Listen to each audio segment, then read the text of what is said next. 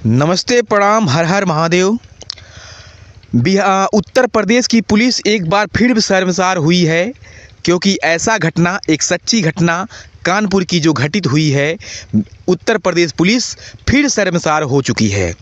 जी हाँ, मैं एक बात बताना चाहता हूँ, कोई भी विभाग हो, करप्शन करने वाले ज़रूर हैं। तो ये कानपुर की घटना है। कानपुर में घटना घटती है एक महिला कांस्टेबल के साथ, और उस महिला कांस्टेबल के साथ ऐसा क्या किया जाता है कि जो कि लाचार हो जाती है, दर दर ठोकर खाती है और अपने न्याय की गुहार लगाने के लिए सारे अफसरों का दरवाज़ा खटखटाती है। तो मामला दरअसल ये है कि लखनऊ में एक महिला दरोगा थी और महिला दरोगा का पति एक्सपायर कर गया था, और वो महिला दरोगा विधवा हो चुकी थी। और उस महिला दरोगा का एक लड़का था जिसका नाम था नवनीत। जी हाँ, पूरे कहानी में, पूरे घटना में ट्विस्ट नवनीत का ही है। नवनीत की माँ, वो जो महिला दरोगा थी, और ये जो पुलिस कांस्टेबल में एक लड़की थी, और महिला कांस्टेबल और महिला दरोगा का मुलाकात होता है कानपुर के शहर में।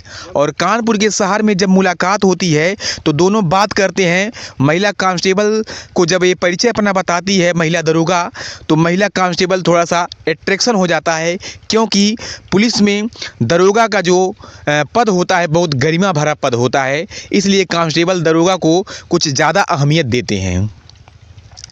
उसके बाद दोनों बात करते करते जब दोनों लोगों का वहाँ से जाने का समय आता है, एक दूसरे को अलग अलग होने का समय आता है, तो महिला दरोगा बोलती है कि बेटी, तुम्हें कोई दिक्कत होगा अगर, तो मेरा कांटेक्ट कर लेना, मुझे कांटेक्ट कर लेना, और मेरे घर का दरवाज़ा तुम्हारे लिए हमेशा खुला है।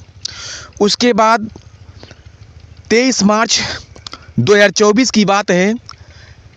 महिला कांस्टेबल महिला दरोगा के घर जाती है, और घर पे जाती है तो उसका लड़का भी वहाँ होता है। उसके बाद बातचीत सबसे होता है, और महिला कांस्टेबल की दोस्ती भी उस लड़के से हो जाती है। और जो उसका बाप मरा था, यानी महिला दरोगा का जो हस्बैंड एक्सपायर कर चुका था, वह भी दरोगा के पद पे ही तैनात था, लेकिन उसकी आकस्मिक मौत हो चुकी थी। और मृत कोटा से वह भी लड़का दरोगा बन सकता था, लेकिन महिला दरोगा उस लड़के को यूपीएससी तैयारी करवा रही थी, और सोच रही थी अगर लड़का यूपीएससी की तैयारी करेगा, यूपीएससी का तैयारी करके किसी अच्छे पोस्ट पे बड़े रैंक के अधिकारी के रूप में आएगा और मेरा नाम रोशन होगा, अपने पिता का नाम रोशन करेगा। तो महिला दरोगा उस लड़के को यूपीएससी की तैयारी करवा रही थी, और उस लड़के का बैकग्राउंड पूरा डाटा महिला कांस्टेबल को बताती है, और महिला कांस्टेबल थोड़ा उसके तरफ खिंचाव में आ जाती है और बोलती है अगर यूपीएससी क्लियर नहीं भी कर पाता है मेरा लड़का, तो मृत कोटे से जो दरोगा का पद है वो तो धरा हुआ है, वो जब चाहेगा तब ले लेगा। उसके बाद महिला कांस्टेबल का दोस्ती हो जाता है उस लड़के से भी।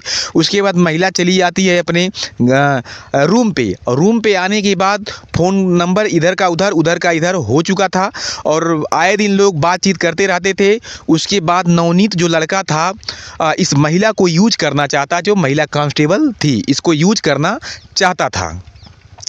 उसके बाद महिला कांस्टेबल अपने ड्यूटी पे थी, अचानक से कुछ उसके मोबाइल पे फ़ोन बजता है, और बोलता है उधर से नवनीत कि तुम घर पे आ जाओ, और मम्मी किसी कारणवश तुमको बुलाई हैं। और जबकि उसकी मम्मी नहीं थी घर पे, ये अकेला था, नवनीत अकेला था, और अकेले का फ़ायदा उठा करके जो कि उसको फ़ोन करके बुलाता है। और फ़ोन करने पे अचानक से पहुंचती है महिला कांस्टेबल उस नवनीत के घर पे, और नवनीत के घर पे पहुंचती है तो उस पे देखती है नवनीत अकेला ही है। जब नवनीत उस महिला के बारे में पूछती है जो महिला दरोगा थी, तो बोल रही है कि अर्जेंट मीटिंग में कहीं चली गई और हम ही अकेले हैं, कोई दिक्कत नहीं है।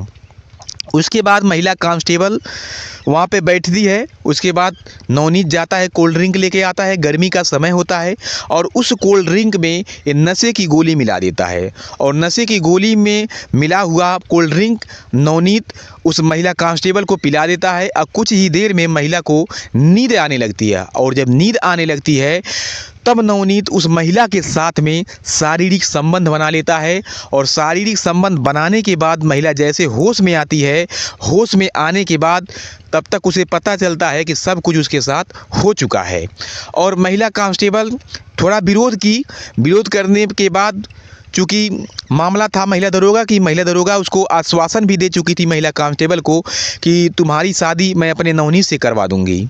तो कहीं न कहीं महिला कांस्टेबल भी इसका शिकार हो चुकी थी कि हम इस घर के बहू बनने वाले हैं, तो विरोध भी क्यों करें। उसके बाद फिर वो चली जाती है और आए दिन हमेशा महिला कांस्टेबल को नवनीत हमेशा बुलाता रहता था और उसके साथ हमेशा शारीरिक संबंध बनाता रहता था। उसके बाद जब शारीरिक संबंध बनाते बनाते एक महीना ऐसा भी आया जिसमें वो महिला कांस्टेबल प्रेग्नेंट हो जाती है। प्रेग्नेंट हो जाने के बाद नवनीत से बताती है कि मेरी अजीब सी तबीयत लग रही है, मेरी हालत ठीक नहीं लग रही है, मुझको ऐसा फील हो रहा है कि मैं प्रेग्नेंट हो चुकी हूँ। तो नवनीत बोलता है कोई बात नहीं है, अभी तुम्हारे अंदर कमजोरी है, तुम इस समय माँ बनने की हालत में नहीं हो, तुम इस बार गर्भपात करा लो, फिर अगली बार देखा जाएगा। उसके बाद उसके बात में आ जाती है महिला कांस्टेबल और आ जाने के बाद नवनीत जो है उसको गर्भपात करा देता है और फिर उसके साथ यौन संबंध बनाता रहता है, हमेशा शारीरिक संबंध बनाता रहता है।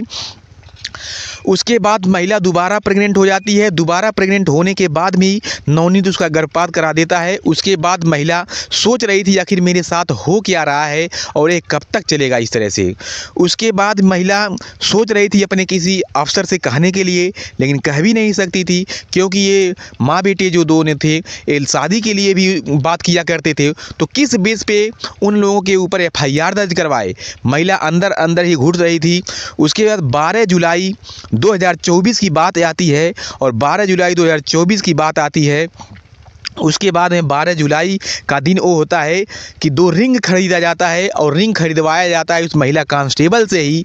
इतना ज़्यादा शोषण किया जा रहा है उस महिला के साथ में कि एक लड़का जो होता है वो रिंग अपने खुद खरीद के पहनाता है, लेकिन उस महिला कांस्टेबल से रिंग खरीदवाया जाता है और 2 रिंग खरीदा जाता है, एक रिंग महिला कांस्टेबल के लिए और एक रिंग उस नवनीत के लिए। आप सोच सकते हैं आप लोग, महिला कांस्टेबल बेचारी अपने पैसे से रिंग बनवाती है। उसके बाद इंगेजमेंट होता है इन लोगों का। उसके बाद एंगेजमेंट होता है, वो अंगूठी एक दूसरे को पहनाते हैं जो कि खरीदा हुआ था महिला कांस्टेबल का ही। उसके बाद शादी भी करवा देते हैं मंदिर में इन दोनों का, कि ताकि इन लोगों का षड्यंत्र था, षड्यंत्र बस शादी करवा देते हैं महिला दरोगा और उसका बेटा नवनीत की शादी हो जाएगा तो चुप हो जाएगी।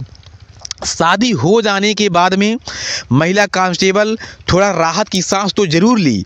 उसके बाद ये लोग षड्यंत्र रच करके 15 लाख का लोन लिवा देते हैं महिला कांस्टेबल के नाम से ही, इसके सर्विस पे ही।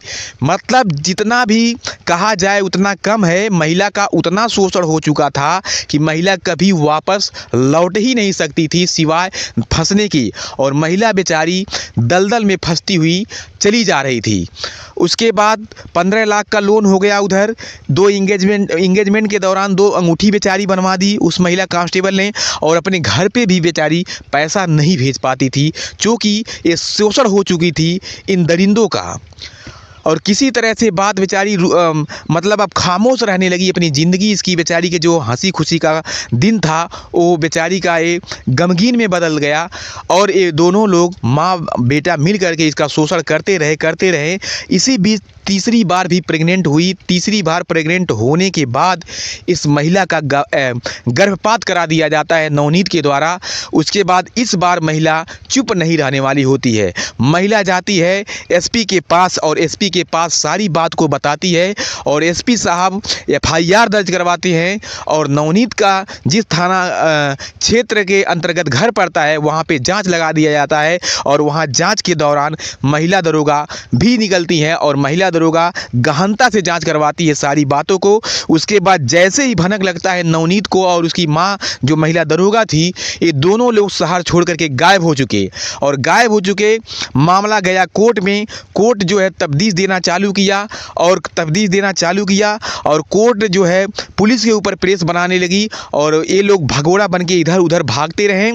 और इन लोगों का मामला अभी भी चल रहा है, अभी कुछ पता नहीं चल पाया है ये लोग हैं कहाँ, लेकिन इनको इनके किए का सज़ा ज़रूर मिलना चाहिए। और हम आप लोगों से बताना चाहते हैं, मेरा इस घटना को सुनाने का मुख्य उद्देश्य ये है कि कोई भी लड़की कहीं भी हो, चाहे घर पे हो, चाहे सर्विस में हो, चाहे किसी भी विभाग में हो, सर्विस में हो, वो अपना ख्याल हमेशा करे और अपनी कोई भी बात हो अपने परिवार से शेयर ज़रूर करे, अपने तक ही सीमित ना करे, नहीं तो आप भी हवस के शिकार हो सकते हैं। जिस तरह से महिला कांस्टेबल के साथ में दरिंदगी किया गया, इसी तरह से आप भी शिकार हो सकते हैं। तो कहीं भी रहिए, सतर्क रहें, सुरक्षित रहें। इसी के साथ जय हिंद, जय भारत।